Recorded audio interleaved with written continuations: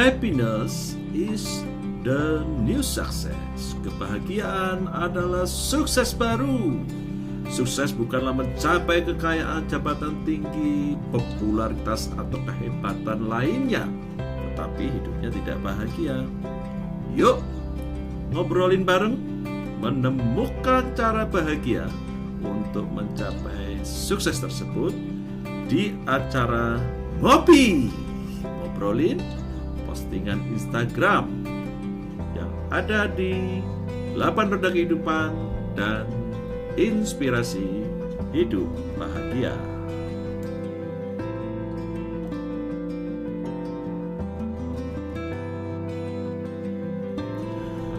Saya sih ketika Tuhan saja mau memberi koma, jangan kita beri titik untuk kehidupan kita, ataupun kita bisa menjadi saluran berkat buat orang lain. Tuhan mau kita membagikan koma-koma yang ada.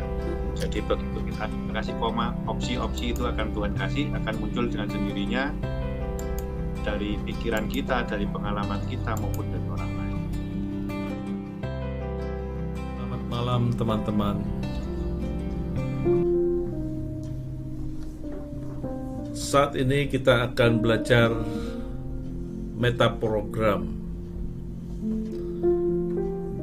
Metaprogram adalah program dalam pikiran manusia yang mengatur bagaimana seseorang mempersepsikan apa yang dilihatnya. Gak masuk akal itu bagi seorang penjual yang memiliki metaprogram pesimis, karena dia melihat pasar lagi sepi. Maka perkataan yang ada di dalam mulutnya, dia akan berkata, saya sih pengen masuk target, tapi pasar lagi sepi. Teman-teman, ini merupakan kerugian yang besar bagi seseorang bila memiliki pola pikir pesimis. Karena mengapa? Dengan menggunakan kata tapi, ini sebenarnya merupakan perintah stop buat pikiran.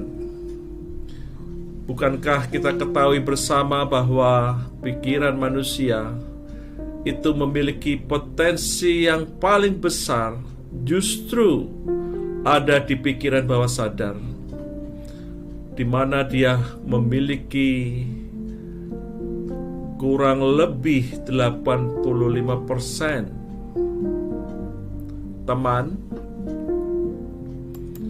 itulah mengapa si ide, terobosan, hal-hal baru gak bisa muncul di dalam pikiran orang yang pesimis, karena dihentikan oleh pikiran orang itu sendiri. Ya, kita harusnya memahami bagaimana caranya supaya ide ini bisa keluar. Yang dilakukan sederhana saja. Mulailah, latihlah mulai saat ini. Ganti setiap kata tapi yang ada, yang keluar dari mulut Anda dengan kata dan. Mengapa demikian?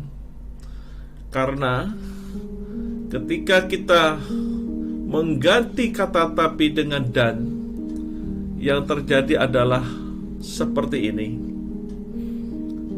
Teman-teman lihat bahwa kalimat yang tadi itu saya hanya mengganti kata tapi dengan dan, maka kalimatnya akan berubah menjadi seperti ini. Saya sih pengen masuk target dan pasar lagi sepi, maka Luar biasa bukan? Ini sangat simpel. Yang bisa kita pahami adalah saat kata tapi itu diganti dengan dan, maka yang terjadi titiknya berubah menjadi koma, lalu timbul kata maka.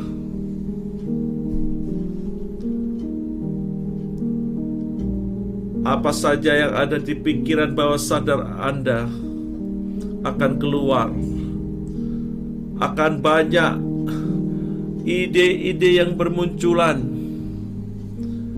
dan itu bisa Anda pilih menjadi solusi. Asik bukan? Jadi pastikan milikilah keterampilan untuk mengganti kata tapi dengan dan. Sekali lagi coba bandingkan dua kalimat ini. Saya sih pengen masuk target, tapi pasar lagi sepi. Kata si pesimis. Tapi bagi orang yang optimis, dia akan berkata, saya sih pengen masuk target dan pasar lagi sepi. Maka saya akan mencoba hal-hal baru. Saya akan mencoba bekerja lebih keras lagi. Saya akan belajar banyak hal lagi. Dan apa saja yang penting, tujuan yang saya inginkan akan terwujud. Terima kasih. Selamat malam. Malam Pak Roni, apa kabar? Baik, puji Tuhan. Sehat ya Pak di situasi pandemi seperti ini? Dahsyat luar biasa. Ya, mantap. Pak Yan, ini tadi teman-teman sudah saya berikan pendahuluan bagaimana mereka memahami daripada postingan yang ada di Instagram yang berkaitan dengan metaprogram. Tadi saya mengatakan bahwa metaprogram itu sebenarnya adalah program dalam pikiran manusia yang mengatur bagaimana seseorang itu mempersepsikan apa yang dilihatnya, sehingga timbullah ada orang yang pesimis dan ada orang yang optimis. Nah, kemudian saya tertarik juga, tempo hari Pak Yan juga komen ya di Instagram saya, wah ya harus bongkar pola pikir. Bongkar pola pikir yang waktu itu Pak Yan menyampaikan bahwa ini ya, bongkar pola pikir yang sampai kita bisa berkata Yes I can. Yes I can. Wah, saya pasti bisa. Nah, ini teman-teman pengen tahu nih Pak Yan, gimana nih kira-kira triknya ya, tipsnya supaya Pak Yan bisa membagikan pengalamannya mengganti perkataan pesimis yang tapi itu dengan dan. Tapi sebelumnya Pak, supaya teman-teman paham, katanya kan tak kenal tak sayang Pak Yan. Ya, saya berikan waktu Pak Yan mungkin bisa sedikit menginformasikan memperkenalkan dirilah Pak Yan, kurang lebih begitu. Silakan Pak Yan. Ya, nama saya Yan Kristanto, biasa dipanggil dengan Yan. Domisili di Surabaya. Istri 1, anak 2, nggak boleh dibalik. Iya benar ya. Satu boleh balik, sekarang anak sudah 2. Iya. Itu hal penting ya Pak ya. Dan besar distribusi consumer goods. Ya. Sudah kalau dihitung-hitung berapa tahun ya Pak di dunia penjualan? Join lagi terakhir, saya orang baru sih Pak, mulai dari akhir 2010. Jadi 2010. kurang lebih 10 tahun ya. 10 tahun. Belum masuk ke 11 tahun. 11 tahun. Berarti cukup banyak ya pengalamannya Pak Yan ya. Ya, Sampai di posisi sekarang.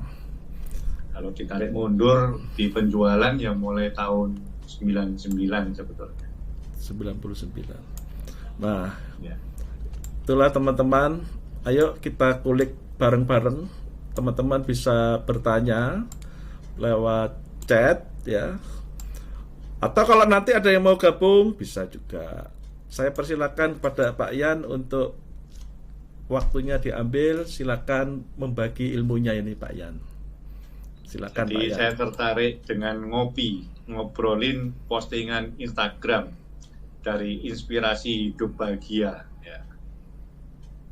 Jadi waktu itu Pak Roni ada posting di Inspirasi Hidup Bahagia mengatakan bahwasanya saya ingin masuk target, tapi pasar lagi sepi. Ya. Nah, makanya kan di situ hindari kata tapi, tapinya kita ganti dengan dan. Ya. Jadinya saya ingin masuk target dan pasar lagi sepi. Nah, kalau ngomong begitu keluarlah yang namanya titik menjadi koma. Ya. Ketika muncul koma, maka yang keluar adalah maka. Pasar lagi sepi, maka nah saya harus ini. Jadi keluar ide-idenya, listnya. Karena kata tapi itu menjadi mindset blocking. Jadi yang kita awalnya harus punya ide, dengan munculnya tapi malah tidak keluar ide sama sekali. Itu sudah perintah untuk stop mikir. Betul. Jadi begitu kita ganti menjadi dan, maka keluar koma dan keluar maka. Sama seperti yang sharingnya pendeta yang baru meninggal tempoh hari di usia muda itu kena badai sitokin. Oh, oke. Kalau Tuhan mau kasih koma, jangan kasih titik. Ketika orang lain mau kasih titik, tapi Tuhan mau kasih koma. Itu artinya Pak. Jadi banyak orang-orang berbisnis memang di masa-masa pandemi itu mengalami masa-masa sulit. Ya. Sulit apapun kalau kita punya tapi dihilangkan jadinya menjadi dan keluar maka, maka akan keluar banyak ide kok Pak sebetulnya. Tidak ada target yang misalkan kita bekerja di perusahaan distribusi diberi target oleh atasan. Tidak ada yang namanya target itu terlalu besar. Karena mereka di atas sana pasti memikirkan dengan baik target yang lumrah untuk bulan depan ini sebagaimana. Kan isinya orang-orang pintar tuh di atas, pasti mempunyai pemikiran angka-angka tersendiri. Nah, angka itu yang kita breakdown. Kalau kita punya perusahaan distribusi kan memang punya customer yang jelas, betul, punya pasar yang jelas, ceruk pasar yang jelas. Jadi tidak ada yang namanya target itu berat.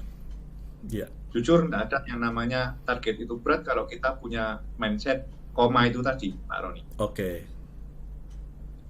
Bisa saya contohkan misalnya ada produk A, slow moving sekali produk A.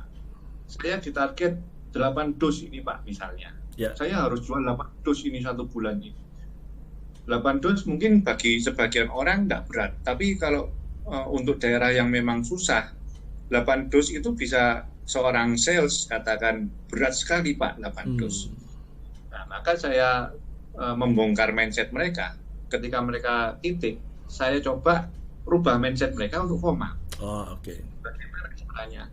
Ya, kita harus telusuri lebih dalam. Contoh misalnya dengan bertanya, berapa sih outletmu? Berapa sih langgananmu? Misal dia katakan, langganan saya ada 20 Pak, satu hari. Per harinya rata-rata satu hari itu langganan saya 20. Kalau dikali 6, misalnya Senin sampai Sabtu, berarti kan dia punya langganan 120. Nah, targetnya tadi 8 dus. 1 dus isi berapa? 1 dus isi 24 Pak misalnya. Berarti kan sekitar berapa? 96 dikali 2. 18. Tidak akan berat. Menjadi cuman dia kalau saya suruh ngejar 4 pieces. Dikali dengan outletnya dia ada 120 outlet, maka akan menjadi 480 pieces. 480 pieces kalau dibagi dengan 120 outlet, satu outlet itu cuma 4 biji saja Pak kita tekan. Oke. Ya. Jadi kita kasih komanya dengan membongkar mindsetnya. Kalau kita coba menjual hanya 4 biji ke masing-masing outlet, Ya. maka tidak akan mereka bilang berat. Berat nggak kalau jual 4 biji ke masing-masing outlet? Nggak berat Pak. Pasti toko bisa menerima, bisa. Tapi kalau kamu jualnya 8 dus di satu outlet, ya pasti menolak karena outletnya pasti bilang, wah barangnya aja nggak laku, barangnya aja pelan, misalnya. Nah ini yang membuat mereka juga berat karena apa? Mikirnya dengan mindset yang salah. Itu yang membuat titik bagi mereka sendiri. Ya, seperti itu. Ya. Jadi mindset ini yang harus kita bongkar dulu. Betul. Kalau mereka mengatakan susah itu karena apa? Ya jualnya per toko, dia maunya 1 dus, 2 dus langsung ke satu toko tutup langsung, misalnya 8 dus. Satu toko itu akan berat. Ya. Maka outlet itu ketika kita paksa ngambil 1 dus, sedangkan yang laku itu hanya 3 pieces, maka di mindsetnya toko itu pasti mengatakan barangmu tidak laku. Ya. Betul ya Pak Roni? Betul. Tapi kalau kita cuma meminta tolong karena kedekatan kita dengan masing-masing outlet, kita minta tolong hanya 4 pieces saja. Tidak sampai 1 dus. 1 dus isinya 24 pieces misalnya. Kita hanya minta tolong 4 pieces saja. Ya. Dengan kita minta tolong 4 pieces, toko mau. Apalagi kalau 4 pieces itu dalam 1 minggu laku 3 pieces. Pasti dibilang laku kan Pak Ron? Iya. Dibandingkan dengan kita paksa 2 dus ke toko itu, yang laku sama-sama 3 pieces. Betul. Tapi toko itu ngomong, wah barangmu tidak laku pelan. Tapi kalau kita tawarkan dengan 4 pieces, dan barang kita ternyata ada konsumennya, toko yang membeli, 1 orang, 3 orang yang beli aja. Ya. Barang kita sudah dibilang laku. Nah inilah kadang mindset seperti ini yang kita harus sharingkan dengan rekan-rekan yang masih belum paham, yang terus mengatakan wah susah, begini, pasar sepi, pandemi dan lain sebagainya. Ya, menarik ya Pak. Jadi sebetulnya solusinya sederhana ya. Solusinya sederhana, hanya membongkar mindset saja supaya yang tadinya titik mereka bisa jadikan koma. Kadang orang yang tidak punya pengalaman kan tidak mengerti bagaimana menjadikan koma. Ya. Kalau pasar memang sepi dan target saya besar Pak. Ya. Nah setelah ditanyain mana yang besar lagi, tidak ada Pak. Ya. Karena sudah diajarkan cara begitu, mereka langsung ngomong tidak ada target yang susah Pak. Karena kalau di breakdown dengan basis data saya punya outlet sekian dan potensi saya pahami, ternyata penjualan itu tidak susah Pak. Seperti itu. Ya saya mau menyapa ini Pak Sabil ya dari Sulawesi juga ini ya. Pak Sabil ini juga rekan kerja yang bukan rekan kerja ya, rekan belajar ya, rekan belajar yang luar biasa, juga pernah sharing. Selamat malam semuanya. Ya. Jadi seringkali mungkin kita mendengar apa yang namanya kreativitas. Nah, di sini tadi Pak Yan sudah menceritakan bahwa ketika orang mau memiliki pemikiran yang kreativitas, hanya memantau apa yang menjadi kata ya yang keluar dari mulut kita, hasil dari pemikiran kita. Hati-hati dengan kata tapi gitu ya tadi ya Pak. Betul sekali. Begitu ada kalimat tapi, wah itu harus diwaspadai. Segera diidentifikasi, oh ini saya harus ganti dengan dan. Mantap Pak. Jadi situasinya waktu itu Pak Yan berhasil istilahnya membongkar ya persepsi atau pola pikir dari anggota tim waktu itu ya Pak. Betul. Anggota tim yang semula dia pesimis, kemudian dia menjadi optimis gitu ya. Oke. Barangkali ada yang situasi hal yang sama Pak, pengalaman selain dari pencapaian target penjualan. Sama ceritanya seperti ini, saya juga memberikan motivasi ke mereka. Kebetulan di ruang sales itu ada jendela. Ya. Jadi jendelanya itu bentuknya ada dua Pak. Yang bagian bawah itu kaca nako Ya, atau orang menyebutnya krepia itu. ya, Yang bagian atasnya itu kaca tertutup, kaca paten. ya, Nah, jadi saya perhatikan di situ ada seekor lalat ya, yang selalu mati di bagian kaca yang kaca mati ya, kaca yang di atas itu, yang tertutup. ya. Tidak ada lubangnya sama sekali. Jadi saya jelaskan ke rekan-rekan sales, kenapa lalat itu mati di kaca yang atas, tidak ada lalat yang mati di kaca nako. Sama-sama kondisinya tertutup. Ya. Tapi ternyata kaca nako kan masih ada space kecil Pak, yang Ya. mana lalat itu masih bisa lolos untuk keluar dari ruangan. Oke. Jadi, saya berikan cerita, lalat itu selalu mencoba menabrak kaca yang tertutup itu. Dia tidak mau coba jalan lainnya. Ya. Oh, Ketika satu pintu tertutup, kita balik badan, banyak pintu terbuka di belakang ternyata kan Pak. oh, oke. Nah, sampai akhirnya sore harinya mati. Artinya apa? Ketika kita ingin hasil yang berbeda, jangan mencoba cara-cara lama kita yang hasilnya itu aja. Oh. Cara-cara lama yang memang terbukti nyata hasilnya tidak capai target dan lain sebagainya, target kehidupan dan lain sebagainya, bukan hanya di pekerjaan ya. Kalau kepingin hasil yang berbeda, gunakanlah cara-cara yang berbeda, cara-cara yang belum kita coba sebelumnya. Oh. Siapa tahu di situ ada jalan keluar. Hmm. Sama seperti lalu. Ketika dia berpindah ke kaca nako, ada jalan celah keluar, dia bisa hidup akhirnya. Nah, ketika terus yang di atas, kaca yang mati tertutup itu, pasti akan mati. Nah, itu yang mereka ingat sampai sekarang, Pak. Contohnya kan ada di ruangan sendiri, Pak. Contohnya jadi? Ada di ruangan mereka sendiri kan. Oh, iya. Oh, berarti Pak Yan ini jeli ya. Ya. Ada sesuatu yang terjadi di ruangan tersebut lalu dijadikan pembelajaran ya. Ya, jadi motivasi malah. Ada Pak. motivasi. Ya. Apakah Jadi waktu saya suruh mereka pakai cara-cara yang berbeda, jangan pakai cara yang sama. Misalnya ngedrop barang terlalu banyak di satu toko. ya, Ya kan jadinya retur dan lain sebagainya, bahkan mindset toko barangnya tidak laku. oke. Kita kan tidak boleh memikirkan dari segi kita saja, tapi dari segi outlet yang kita rawat juga kita harus pikirkan supaya mindset mereka juga barang kita laku. Ya. Dari barang yang slow moving, mereka menganggapnya bukan slow moving lagi.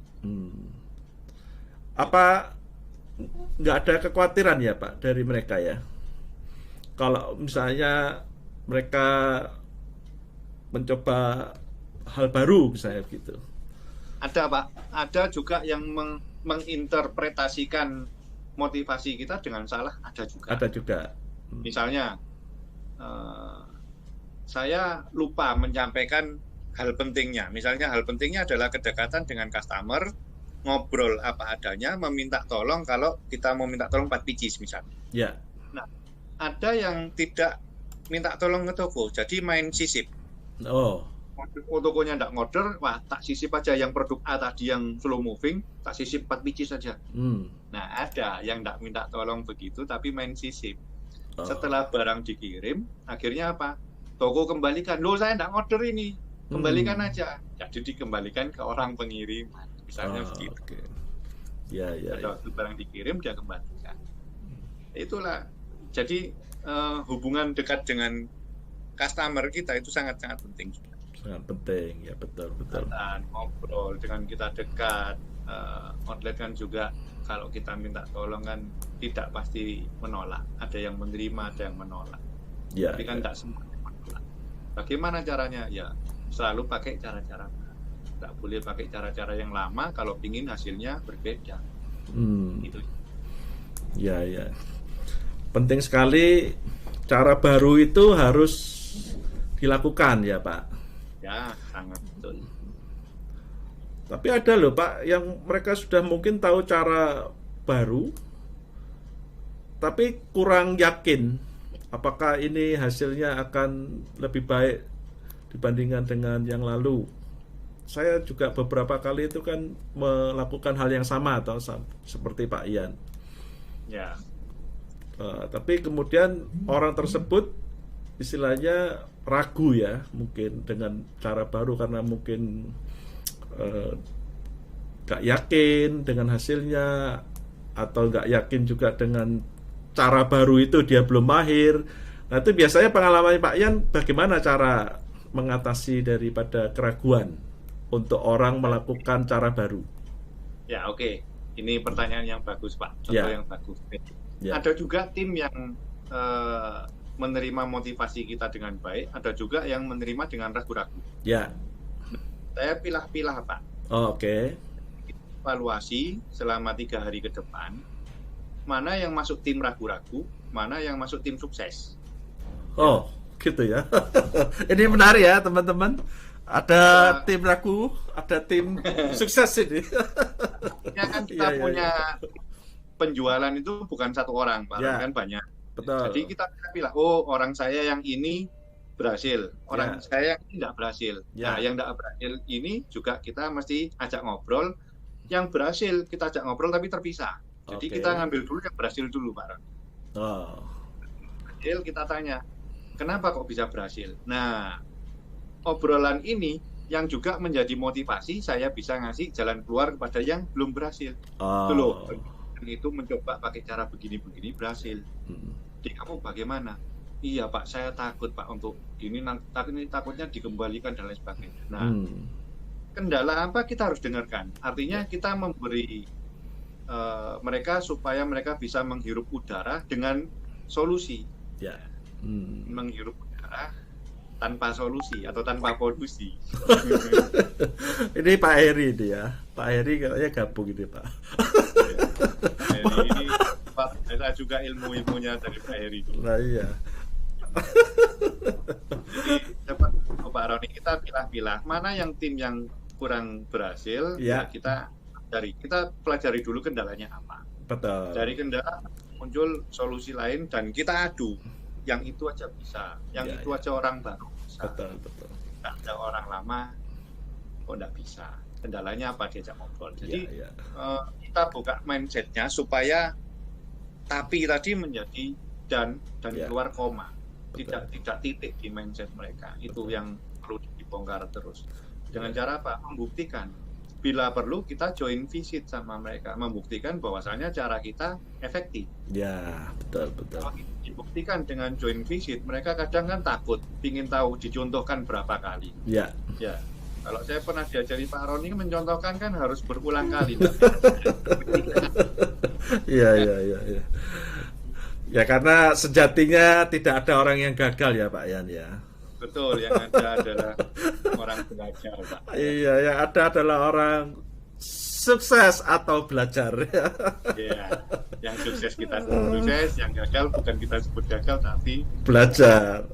Jadi teman-teman ya, dari contoh sederhana, jadi jangan takut untuk melakukan cara baru ya, karena cara baru itu tidak ada yang gagal. Belum berhasil gitu ya Pak. Kan pasti ada pembelajarannya nanti dari belum berhasilan tadi, kemudian bisa diulangi sehingga mendapatkan cara yang lebih baik sehingga sampai berhasil. Iya. Tidaknya kan kita sudah memberikan mereka langkah untuk mereka mencoba hal baru. Ketika sudah mencoba hal baru dan ternyata masih gagal, ya ternyata misalnya, Pak, saya sudah masukkan produknya, tapi ternyata produknya slow banget Pak, kurang laku, jarang peminatnya. Nah itu berarti kan bukan salah tim kita sebagai tim penjualan atau sales, tapi dalam tanda kutip ya produknya yang harus lebih menjual, misalnya dibantu dengan tim marketing, bisa dibantu dengan iklan-iklan yang menjelaskan produk knowledge-nya dan lain sebagainya. Ya, iklan kan zaman sekarang nggak melulu di TV Pak Roni, bisa di Facebook, Instagram dan lain sebagainya. Ya, menarik Pak Yan.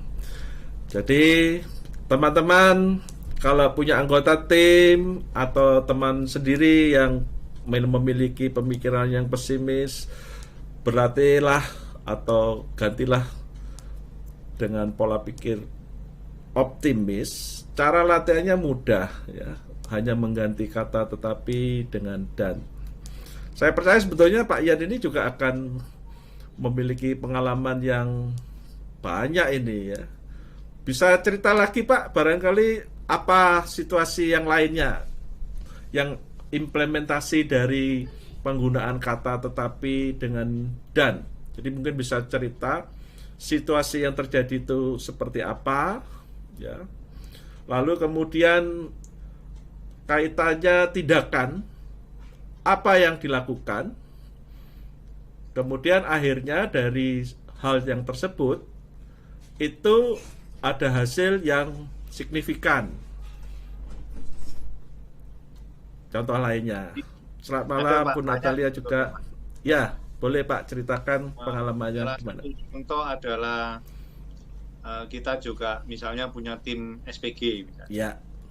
Ada juga tim SPG itu yang merasa pekerjaannya adalah berat. Ya. SPG. Ya, sama. Kita benturkan dengan tim SPG lainnya. Ya.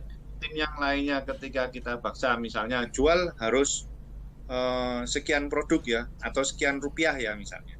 Ya. Nah, yang satunya berhasil, yang satunya tidak berhasil. Sama, kita benturkan juga. Kalau perlu dipanggil dua-duanya supaya satunya bercerita. Ya. Dan satunya yang kali ini mendengarkan. Yang belum berhasil, yang belajar tadi itu bisa mendengarkan bagaimana kiat-kiat. Itu juga pernah kita lakukan di tim saya. Dan juga pernah juga Pak ada sebuah pembelajaran. Saya pernah dibenci sama salah seorang bawahan saya. Artinya dibenci dalam tanda kutip. Oh, Bapak ini tidak suka sama saya. Masa saya ditempatkan di daerah yang jauh dan lain sebagainya. Padahal kita punya maksud adalah supaya orang ini di tempat baru bisa berkembang. Ya. Nah, akhirnya suatu saat dengan kita latih, kan dia punya titik terus tidak ada komanya. Okay. Kita latih untuk membuat titik menjadi koma sampai dia waktu itu dia tidak pernah lupa. Ya. Di tempat yang terpencil itu dia mendapatkan insentif yang paling besar atau penghasilan yang paling besar. Ya. Dari seluruh supervisor misalnya katakanlah. Ya. Dari seluruh supervisor yang ada. Nah, dari situ dia mulai mengerti, oh ternyata ini toh maksud Bapak menaruh saya di tempat yang tidak enak. Dalam tanda mungkin tidak enak ya. Betul.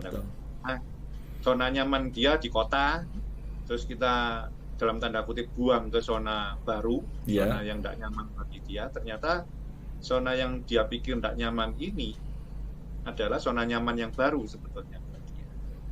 Dan pengalaman ini bisa di-share ke tim-tim yang lainnya, Pak, menjadi motivasi untuk tim yang lainnya, supaya yang mana mereka banyak mulai berpikiran pasar sepi, ya. Saya ingin masuk target, tapi pasar sepi, Pak. Titik lagi ya. Titik lagi. Koma lagi. Ketika mereka mulai titik, kita koma lagi. Mau tidak mau kita yang membongkar mindset mereka. Iya, iya. Ada juga yang ditaruh di, waduh Pak, saya dibawa orang ini digencet mati-matian, dihajar mati-matian, sampai ke bawah mimpi pun orang itu, Pak. Oh ya, oke. Ada yang seperti itu. Jadi merubah mindset itu memang tidak gampang, Pak Roni. Betul. Merubah sampai dengan tanda kutip kekerasan secara motivasi misalnya. Ya. Tapi bukan kekerasan juga. Mereka merasanya seperti kekerasan motivasi. Sampai pada akhirnya sekarang mulai memetik hasil ya. Jadi cara ya Pak, betul Pak, mindset yang harus dirubah. Ketika itu saya rubah ke tim saya dari titik menjadi koma, akhirnya tim saya berhasil Pak. Saya pakai cara-cara pada saat saya digembleng dulu Pak. Ya. Nah, cara yang dulu dia pikir adalah dia berada di kota neraka, tapi ternyata motivasi itu dia ingat lagi dan dia bawa ke timnya dan berhasil. Ya. Dia pun kaget Pak, oh ternyata pakai cara ini berhasil ke tim saya. Okay. Itulah dari titik dirubah menjadi koma, yang akhirnya apa? Penghasilan mereka bertambah, insentifnya bertambah. Karena kita motivasi orang kan salah satunya dengan dompet yang tepat. Oke. Ya. Saya nggak masuk target, nggak apa-apa, asal kalian semua capek, kan gitu. Ya. Tapi, ya. Tapi ketika seorang pemimpin itu kan mendapatkan hasil dari anggota timnya ya, Pak. Dari timnya kan. Iya, iya. Begitu anggota timnya termotivasi, capek, otomatis pimpinannya capek. Tapi bahasanya kan dirubah. Saya enggak masuk, enggak apa-apa. Yang penting kalian semua dapat duit. Nah, ya, ya. Saya cukup sering, Pak, mendapatkan hal yang seperti ini ya, ketika seseorang sales gitu ya, penjual, lalu diangkat menjadi seorang pemimpin, tapi gaya kerjanya itu masih style single factor begitu. Padahal dia, iya, padahal dia itu harus punya perubahan pola pikir bahwa saat ini dia mendapatkan target itu harus memanfaatkan anggota timnya, kepemimpinannya yang harus diasah supaya susah move on berarti ya, Pak. Susah move on, betul. Dia merasa masih menjadi sebagai sales. Ya. Iya, makanya itu. Ya, saya ingat Pak ada kaitannya dengan potensi pikiran bawah sadar, Pak Yan. Yang saya pernah tahu baca itu, pikiran bawah sadar itu kan memiliki potensi itu 88%. Sedangkan pikiran sadar itu 12%. Sedangkan yang disebut dengan pola pikir ini kan sebetulnya ada di dalam pikiran bawah sadar. Yang disebut dengan kebiasaan, yang disebut dengan karakter, itu kan di pikiran bawah sadar. Ya. Nah, lalu ada yang menyampaikan begini, saya nggak tahu Pak Ian ini setuju atau tidak, lalu punyakah pengalaman yang bisa dibagikan, bahwa ketika misalnya Pak, kita punya sesuatu ya, hal yang menjadi masalah belum terpecahkan oleh pikiran sadar kita. Karena pikiran sadar kita ini sebetulnya yang pertama kan dia mengidentifikasi, lalu dia membandingkannya dengan hal lain, lalu menganalisa, lalu dia mengambil keputusan. Nah, seringkali orang begitu dia pakai pikiran sadarnya, dia nyatakan tidak bisa, dia lupa bahwa potensi yang besar itu justru ada di pikiran bawah sadar. Nah, orang itu Pak ngomongnya begini, sharingnya. Jadi, ketika dia punya masalah, sebelum tidur, dia memerintahkan itu kepada pikiran bawah sadarnya. Mungkin bahasanya, bro, pikiran bawah sadar gitu ya. Coba tolong saya dibantu. Apa solusi dari masalah saya ini? Bagaimana cara tetapi itu dirubah menjadi dan? Lalu dia tidur gitu, Pak. Memang kalau pikiran bawah sadar meskipun kita tidur kan dia tetap jalan toh, Pak. Ya. Besoknya bangun tiba mungkin dia mandi, pas apa sarapan, lalu timbul oh ini ya ternyata solusinya gitu. Gimana bagi pengalaman Pak Yan? Kira-kira bisakah kita memanfaatkan pikiran bawah sadar untuk membantu pemikiran kita merubah tetapi dengan dan tadi itu? Pernah Pak. Jadi waktu saya kuliah sebetulnya ini. Ya. Jadi waktu tubuh jasmani kita capek Pak. Ya. Itu memang kadang pikiran kita itu titik terus isinya. Oke. Karena capek mau tidur. Nah, ketika saya mengerjakan bahasa pemrograman, kan saya kuliahnya di IT kebetulan dulu. Oke. Ada error terus compile error. Jadi saya harus menemukan errornya bagaimana, solusinya harus pakai sintaks yang bagaimana misalnya ya. Yeah. Mau pakai bahasa pemrograman yang bagaimana. Ketika saya tidur, seolah-olah saya mengerjakan yang tadi saya kerjakan. Oh, oke. Saya bangun, saya ingat-ingat caranya waktu saya tidur, berhasil Pak. Nah, yang seperti ini kan kalau kita pada saat sadar tapi kita capek, kurang tidur, itu tidak ketemu solusinya.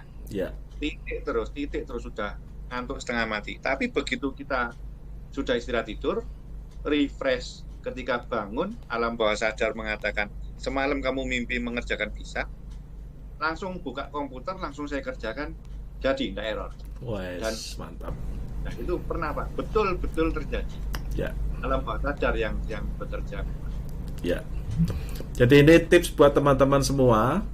Kalau misalnya pikiran sadarnya itu sudah di dalam kondisi lelah tadi gitu ya Pak, sudah tidak mampu lagi mengidentifikasi, membandingkan, menganalisa lalu memutuskan, maka beristirahatlah ya.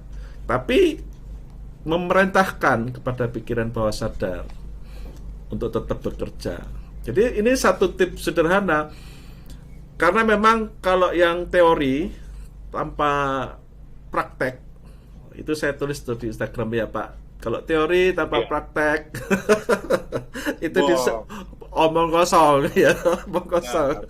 Ini nggak omong kosong ya teman-teman ya, karena ada prakteknya ternyata. Tapi kalau praktek bingung loh, kok bisa ya, kok bisa seperti itu ya, kok masalah saya kok tiba-tiba selesai gitu ya, kok apa? Tapi nggak ngerti kenapanya, teorinya nggak ada. Itu berarti lalu dia mengandalkan ya apa yang dia miliki tanpa ada teori pendukungnya, tanpa pengetahuan sebelumnya. Itu disebut sombong. Makanya malam hari ini teman-teman begitu paham sekarang ada suatu pengetahuan ya bahwa yang dirubah itu justru yang ada di pola pikiran bawah sadar. Yang saya tahu itu ya Pak Yan, apa teman-teman kalau ditanyai jarum, wah, apa itu jarum? Lalu sebagian besar akan bicara apa? Menyebutnya jarum itu adalah rokok, kan begitu ya. Nah, karena apa? Itu hal yang berulang-ulang masuk di dalam pikirannya sehingga masuk ke pikiran bawah sadar. Nah, pernahkah Pak Yan melakukan hal yang seperti ini? Ada satu orang atau beberapa orang yang ketika Pak mencoba ya untuk meyakinkan, tapi Pak butuh perjuangan untuk melakukannya sampai harus berulang-ulang sehingga akhirnya dia bisa berubah. Gimana Pak? Apa yang harus dilakukan itu? Memang benar Pak. Jadi harus kita minta mereka mencoba berulang-ulang dan belajar dari kesalahan-kesalahan yang ada. Oke. Kita berbuat tanpa evaluasi, tidak. Evaluasi itu penting. Ya. Seperti yang pernah Pak Roni ajarkan juga, tembak bidik. Ya. Jadi kita harus evaluasi yang kita tembak barusan meleset atau enggak. Jadi kan kita bidik ulang yang benar. Tembak lagi bidik ulang, tembak lagi bidik ulang. Kalau memang sekali dua kali enggak bisa, ada orang yang memang sekali bisa, dua kali bisa. Ada orang yang 10 kali. Jadi kan kita enggak bisa membandingkan sama ratakan orang harus sama 3 kali mencoba harus bisa. Tidak. Kalau memang sudah dilatih untuk enggak bisa, kalau memang benar-benar enggak bisa, ya ini yang mesti dievaluasi, apakah memang benar daerahnya ini yang buruk atau memang orangnya yang buruk. Iya. Ya, itu. Wah, ini ada Ivan juga ya, kita menyapa dulu ini. Ivan, selamat malam ya. Untuk Ivan, ada Surya juga di sini. Ya, kalau ada yang mau bertanya ya, silakan teman-teman boleh gunakan kesempatannya di komen, bisa dicatat di sana. Mumpung ada Pak Yan yang expert ya dalam mengganti pola pikir, mengganti kata tetapi dengan dan. Saya sebetulnya ada pemikiran yang menggelitik dalam pikiran saya Pak, kaitannya dengan pesimis sama optimis itu. Kalau saya lihat kan Pak Yan ini tampilannya selalu optimis ya. Tampilannya ya kan kelihatan ya, kelihatan dari luar. Kelihatannya optimis meskipun banyak hal tantangan ya, hal berat dalam hidup. Ini apa ada kaitannya yang waktu pengalaman di mana itu ya? Di mana? Birma, Vietnam atau mana itu Pak dulu? Kok saya lupa itu. Di Kamboja. Di Kamboja. Apakah ada hubungan pada waktu pengalaman di sana sehingga sedikit banyaknya membentuk pola pikirnya Pak Yan sehingga menjadi orang yang optimis sampai saat ini? Pasti Pak, jalan hidup mulai dari kehidupan saya dari remaja menuju dewasa di Jember, Ya. kehidupan saya jatuh bangun di luar negeri, waktu kerja di luar negeri dan lain sebagainya, teman-teman baru, budaya baru, hal baru, pasti dapat pembelajaran baru, Pak. Ya. Belajar juga bagaimana menyemangati diri sendiri sehingga jangan ada titik tapi tetap koma. Oke. Karena Tuhan aja mau ngasih koma, masa kita mau diri kita sendiri kasih titik ataupun kita diberi titik oleh orang lain, jangan. Oh, menarik nih ya. Jangan sampai mau diberi titik oleh orang lain ya, Pak. Betul, karena kadang Oke. orang lain memberi titik ke kita, Pak, itu yang bahaya. Hmm. Contoh sederhana, orang kadang mau memberi batu di depan kita. Ya. Kita mau anggap batu ini sebagai batu sandungan atau batu lompatan lebih tinggi, Ya. gitu, Pak. Oke. Jadi ketika saya dulu pun merasa tidak diterima karena saya dari orang desa, orang tidak punya dan lain sebagainya. Ya. Jangan itu menjadi stigma kita terus kita diberi titik sama orang. Oh, kamu miskin. Oh, kamu begini. Jangan. Oh. Tapi dari omongan itu kita jadikan batu lompatan. Oke, saya juga bisa memperkaya diri dengan apa? Kerja baik, kerja jujur, kerja keras. Nah, Ya. kerja keras, kerja cerdas, kerja terarah, kerja ikhlas. Nah, itu kan yang Oh. diajarkan Banyak kerjanya ya. kerjanya. Banyak Nggak kerja. boleh ngaku. Iya, iya, iya. Jadi harus selalu begitu. Kalau kita percaya Tuhan mau memberi koma, maka kita harus berpemikiran optimis. Nggak Oh, ada yang oke. namanya pesimis, Pak. Iya. Kalau pesimis berarti ya itu kita tidak mengandalkan Tuhan juga. Kita tidak boleh jadi orang sombong kan, Pak. Betul. Tidak mengandalkan Tuhan, mengandalkan kekuatan diri sendiri, tidak boleh. Seperti yang Daniel Mananta katakan, ya, yang sifatnya sementara-sementara dia beri angka 0, Ya. jabatan, harta, rumah, kebahagiaan, itu kalau kita tidak awali dengan Tuhan, ya Tuhan itu kan angka 1, Ya. eternal, Hmm. ya abadi. Nah, yang kita kejar ini kan yang tidak abadi Pak di dunia. Ya. Ya, berarti tidak berguna. Asal kita dulukan Tuhan. Kalau angka 0 di depannya ada 1, bisa jadi 10, bisa jadi 100, bisa Oh. jadi 1 juta, 1 miliar. Hmm. Maka kita yang sifatnya sementara akan menjadi berbuah sangat baik, bahkan bisa menjadi saluran berkat. Oh, oke. Karena sebaik-baiknya orang adalah yang memberi manfaat buat orang lain. Mantap. Iya, iya. Ya, ada hadisnya itu, Pak. Khairun nas anfa'uhum linnas. Waduh, iki. Berat ini. Iya, iya. Saya tapi juga pernah mendengar itu soalnya, Pak. Iya, iya, iya, iya. Betul. Memang Baiknya orang adalah yang bermanfaat bagi orang lain. Artinya Tuhan mau kita itu menjadi saluran berkat. ya. Jadi jangan beri titik, kalau bisa beri koma. Beri motivasi orang gitu.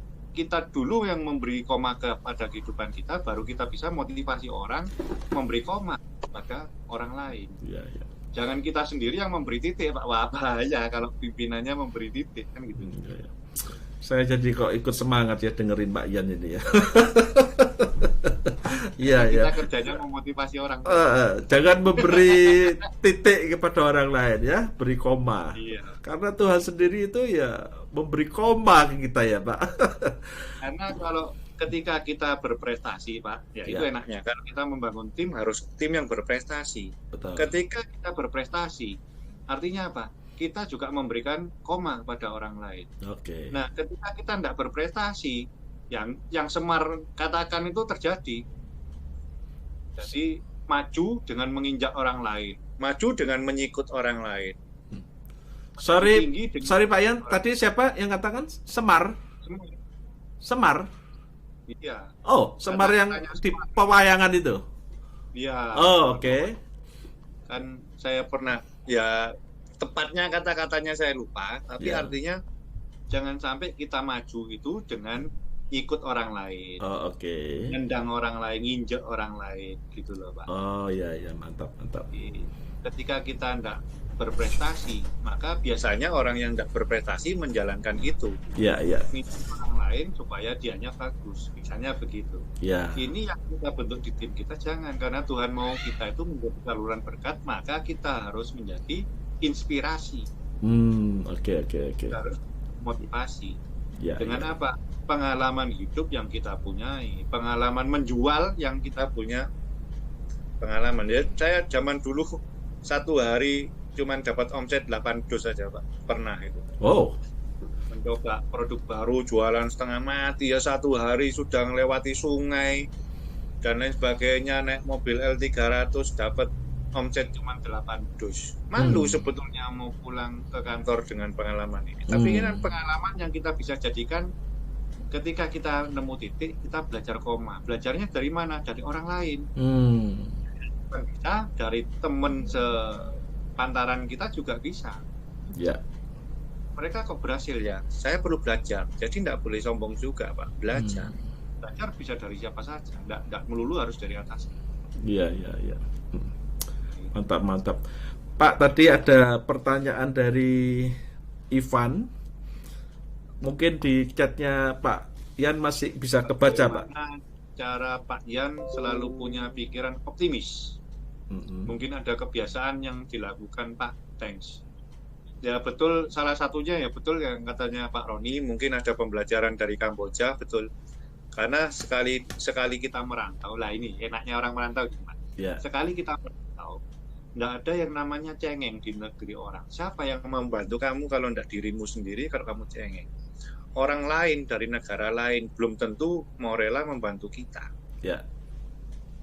Sama-sama negaranya aja belum tentu bantu, apalagi orang dari negara lain yang kita nggak tahu bahasanya.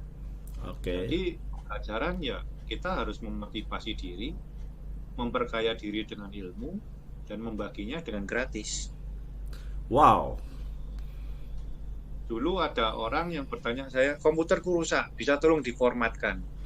Karena keadaan saya di situ ya saya bantu mereka dengan gratis. Oh, oke. Dari situ kan akhirnya mulai respect. Oh, ternyata orang Indo itu enggak bodoh ya. Ternyata orang Indonesia ini ya pinter ya. Akhirnya orang Filipina mau berkawan, orang dari Nepal mau berkawan, dari Kamboja mau berkawan, dari Malaysia mau berkawan, dari banyak negara mau berkawan. Banyak yang terus akhirnya menjadikan saya ini karena dimintain tolong, nggak pernah minta duit. Nah akhirnya kan Iya. dari itu juga Okay. menambah wawasan saya. Oh ini toh yang artinya kita juga harus menjadi saluran berkat. Ketika Tuhan mau ngasih koma, titik-titik itu Tuhan singkirkan Pak akhirnya. Singkirkan koma. Ini yang menjadi motivasi saya sebetulnya. Bagaimana kok bisa optimis terus?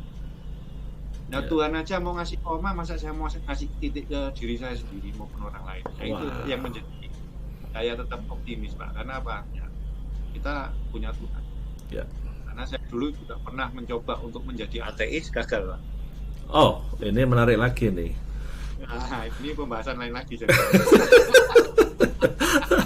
Ya, karena memang overlapping ya. Kehidupan kita sukses di pekerjaan tentunya juga ada campur tangan yang kaitannya dengan spiritualitas ya, Pak Yan ya. Enggak, pasti ada campur tangan. Itu bisa berubah Pak. Ya. Dia jadi mulai dari punya koma, dia bisa kasih titik atau titik bisa berubah jadi koma. Orang berubah ketika apa? Tuhan izinkan dia punya penyakit yang memukul hidupnya. Oke. Tuhan izinkan misalnya hubungan rumah tangga menjadi tidak harmonis dan lain sebagainya. Ya. Itu sebetulnya Tuhan hanya ingin tahu, gitu. Kamu masih mau dikasih titik atau mau dikasih koma? Oh. Kan Tuhan bebas ke kita Pak. Ya. Wah, ini jadi pembicaranya kan sebetulnya ke topik bagaimana kita memanage, mengelola, atau bisa katakan kita menghack otak kita, begitu ya. Tapi ternyata ada faktor kekuatan yang ada di luar manusia yang harus kita juga pertimbangkan, yaitu Tuhan. betul itu Pak, setuju sekali. Karena sebenarnya ini persis seperti yang saya posting kemarin itu sebetulnya Pak. Secara tidak sengaja ya Pak ya. Jadi ngopinya ini Instagram postingan yang mana banyak ternyata. Banyak ya. Iya. Jadi istilahnya kemarin itu kan saya sampaikan bahwa terjepit gitu ya, tapi tidak putus asa begitu ya. Tidak putus asa karena memang tangan Tuhan itu selalu terbuka untuk memberikan pertolongan. Kalau memang Tuhan sudah mau memberikan pertolongan, lalu kok orangnya itu tidak mendapatkan perubahan di dalam hidupnya, berarti itu bukan kesalahannya Tuhan, tapi kesalahan orang tersebut yang tidak memahami bahwa Tuhan itu kasih adanya dan mau membantu kita, begitu. Dan Tuhan itu tidak berubah. Artinya dia, kalau di matematika itu dia adalah suatu konstanta kan begitu Pak. Suatu bilangan yang konstanta itu ya tidak berubah. Kalau hasilnya berubah, berarti ya ada perkalian, penjumlahan atau pembagiannya yang angka itu dari faktor manusianya itu sendiri. Jadi kalau perkaliannya kok jadi 0, ya orangnya yang tidak mau menerima tidak mau menerima pertolongan Tuhan begitu ya Pak. Jadi menurut Pak Yan ini perubahan pola pikir itu juga artinya ada sedikit banyak campur tangan daripada Tuhan gitu ya Pak Yan, pengalamannya pasti, ya. Pasti. Sama kayak gini Pak. Analogi sederhananya adalah saklar lampu. Saklar lampu, oke. Ketika kita berada dalam kegelapan, ya pilihannya ada dua, mau nyalakan saklar lampu atau enggak. Oke. Itu sama dengan titik sama koma Pak sebetulnya. Oh ya. Kalau enggak mau nyalakan, udah titik kan. Mm-mm. Enggak ada pilihan-pilihan lainnya. Tapi ketika kita nyalakan, kita bentuk itu koma. Begitu terang, loh kita melihat tuh isinya kamar ini begini, warna kamar ini Oh, ada oke. ini. Jadi begitu koma kita buat, opsi-opsi lainnya keluar dengan sendirinya Pak. Oh, oke, mantap. Ya. Begitu itu kita nyalakan saklarnya, lo pintu sebelah sana, oh ternyata ketakutan itu hilang dengan sendirinya. Kalau berada di kegelapan terus, berada dalam ketakutan terus. Ketakutan terus. Cuman bisa mikir yang negatif, yang titik tok. Titik Sama tok. dengan penjualan, nggak bisa jualan sudah Pak, yaitu saklar nggak mau kamu hidupkan. Coba Ya. kita jadikan koma aja dulu. Nanti baru kita pikirkan opsi-opsi yang keluar. Nah, gitu. Ya. Pasti hambatan, kesulitan pasti. Tapi tetap mindset itu harus koma. Nggak boleh mindsetnya pesimis, harus optimis. Pasti bisa goal. Ya. Karena kalau kita nggak goalkan penjualan kita, orang lain yang akan menguasai penjualan di pasar.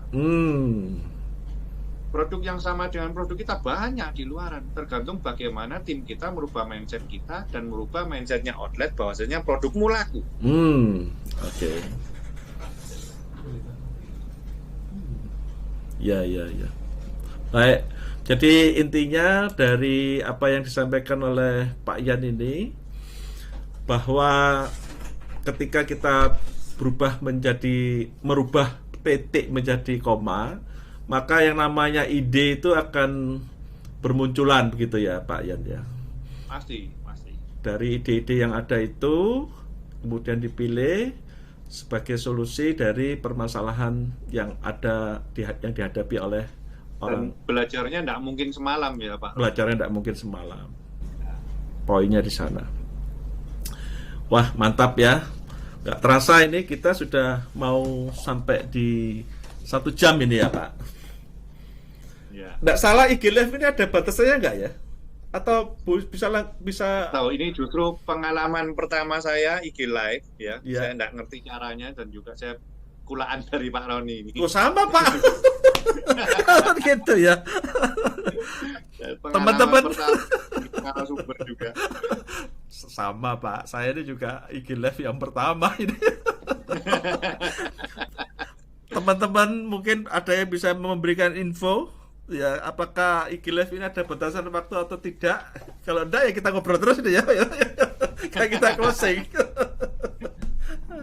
Lanjut. Oh, lanjut Pak. Ya, kita lanjut aja sampai diputus oleh IG Live ya. Ya.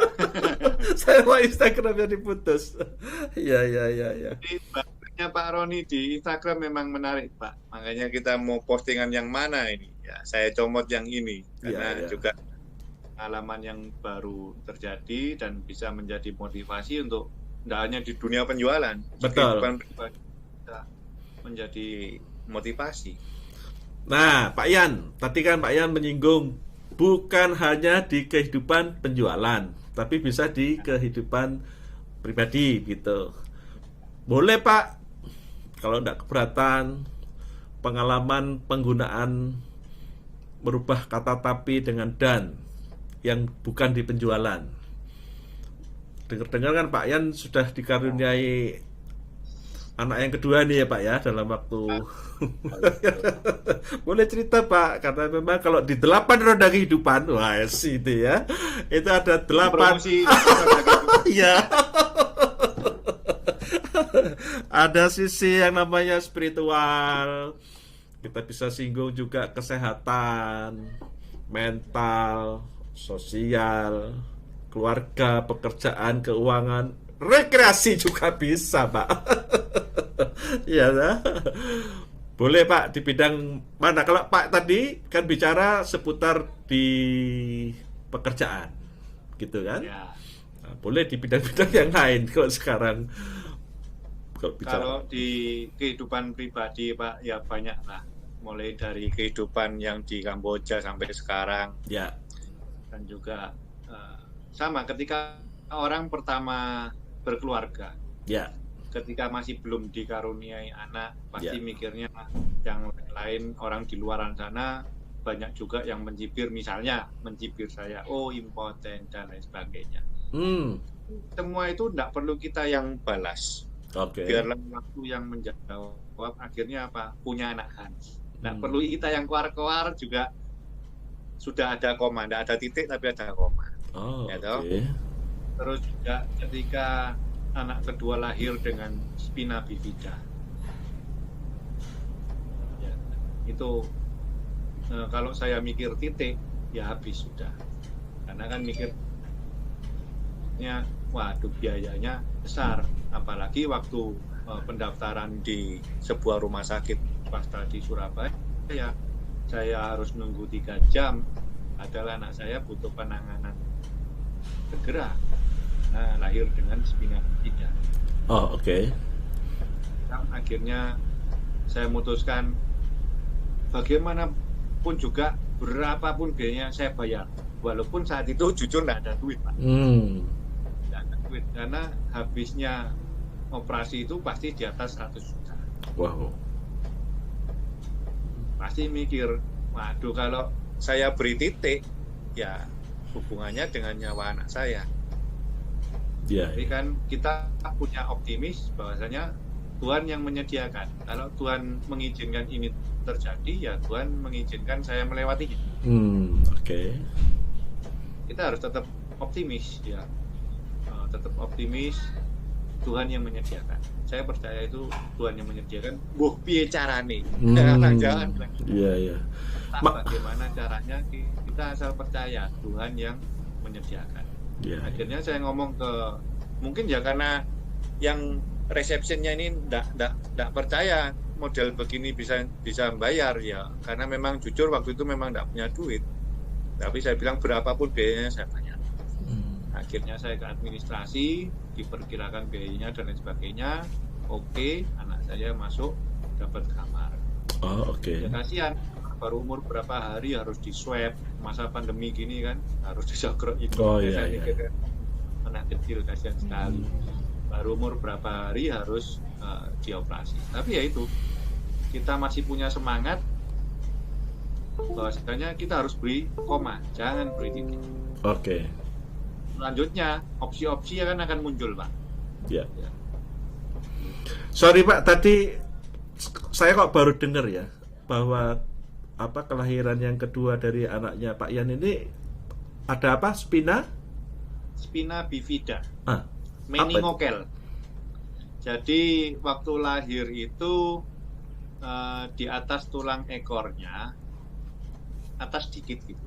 Biasanya di punggung bagian bawah gitu, Pak. Ya. Itu ada benjolan yang isinya adalah cairan dari sumsum tulang belakang yang bocor ke situ sehingga membentuk kantong. Oke. Nah, puji Tuhan, kantong spina bifida di anak saya tidak ada isinya saraf. Oke. Jadi cuman isi cairan. Ketika disenter sama dokter spesialis bedah saraf. Jadi bedahnya bedah saraf kalau yang ini rusak. Ya, ya. Nah, kalau misalnya spina bifidanya ini ada saraf, itu bisa larinya ke impotensi, gangguan perkembangan kelumpuhan kaki dan sebagainya. Karena kan tiap-tiap ruas tulang belakang ini ada hubungannya dengan saraf yang mana, saraf motorik mana, saraf mana, kan gitu, Pak. Oke. Itulah spina bifida. Iya, ya.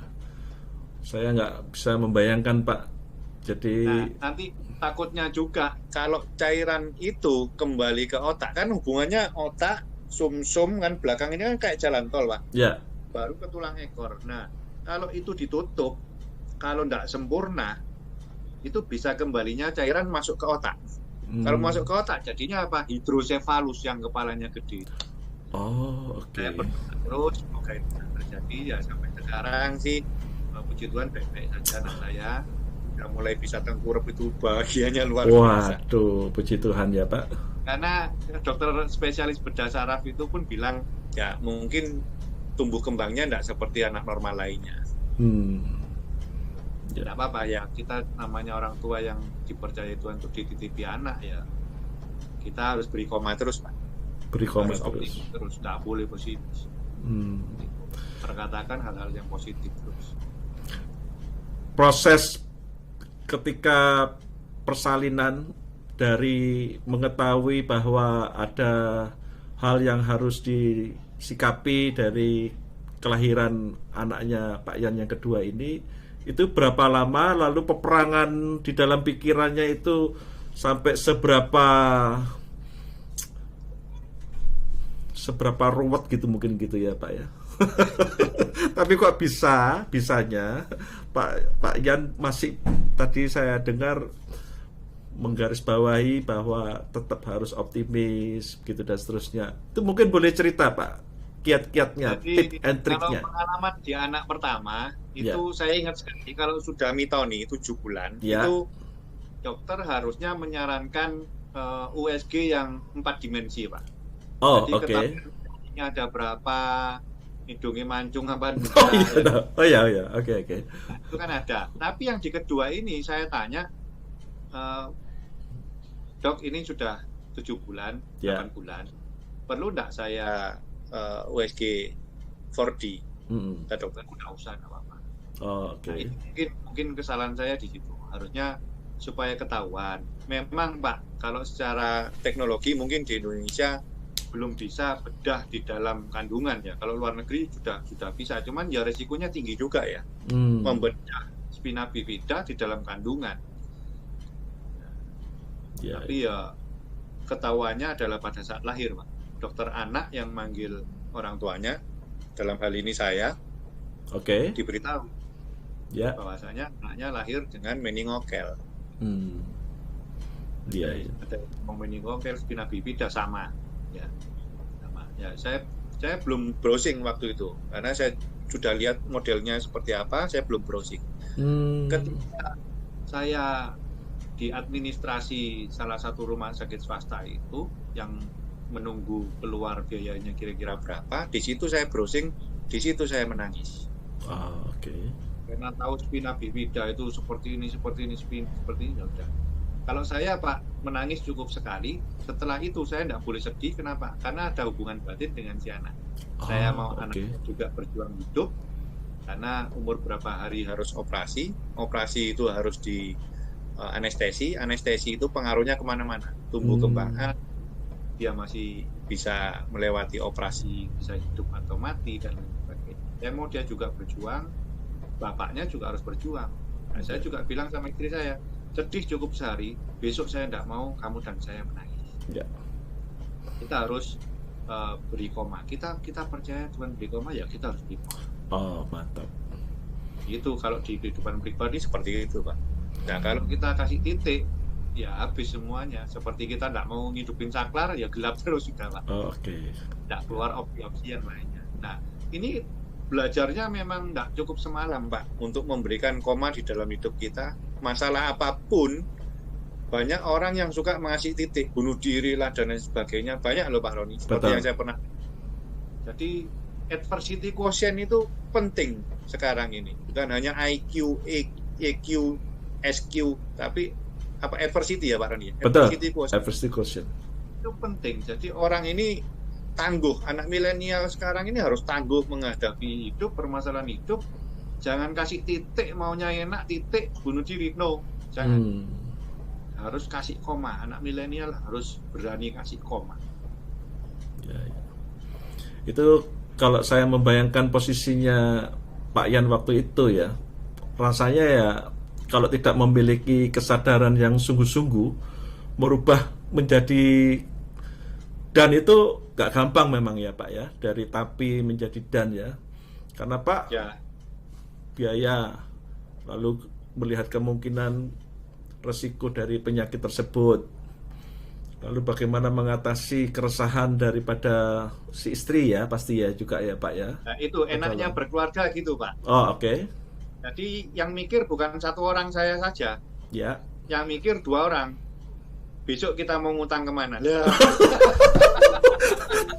Tewas serius Pak. Ini guyonan. Kita kan punya solusi jadi berdua. Ketika saya down, istri saya memberi kekuatan. Oke, saling mengisi ya. Yang namanya utangan yang membuat kita semangat bekerja, Pak ya. Iya.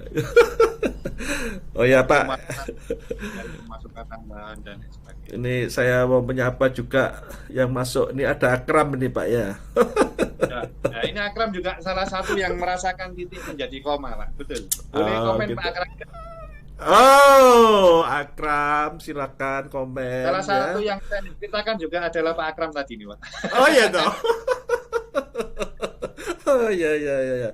Saya juga saya lihat ada dari kehidupan yang sampai ke alam bawah sadar terbawa di mimpi ya.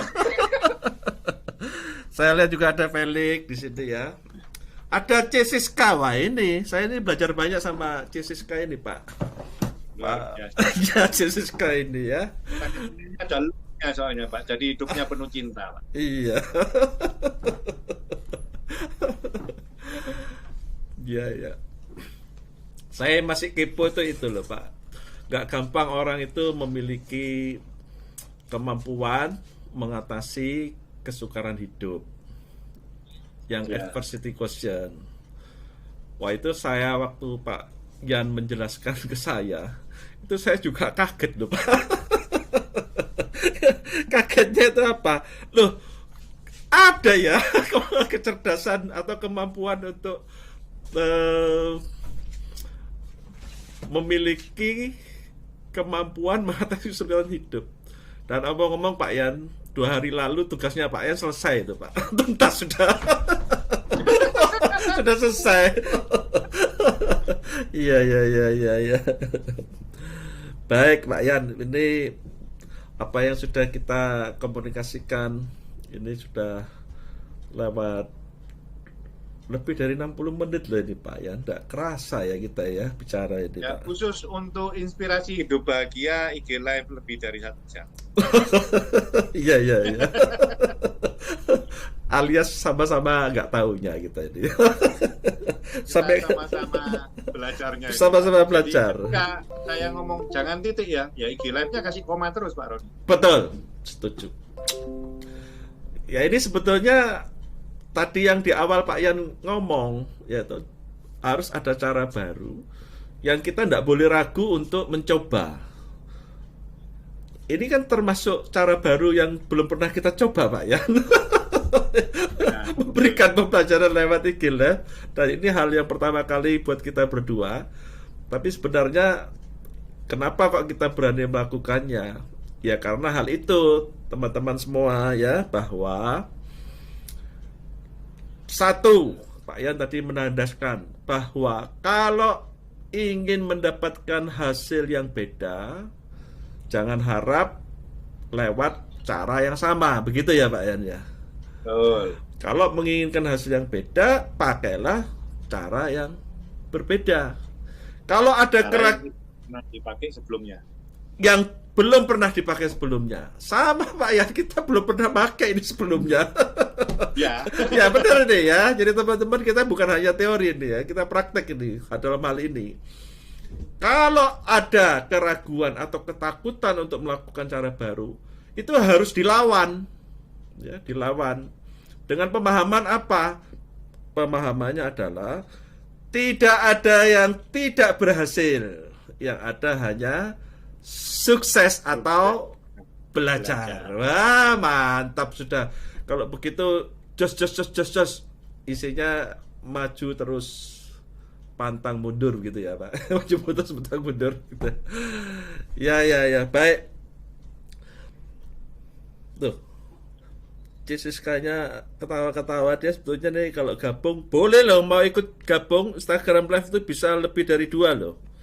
Ayo. Mungkin ada gabung. pertanyaan sampai mau tertawa sambil menangis. Cisiska. Iya, CC1 ini ya. Saya sudah janjian sama dia Pak. Dia akan ngajari saya nanti di ISC, wes, ya toh, di IG Live. Pak Nanda, apanya yang dilanjut Pak Nanda?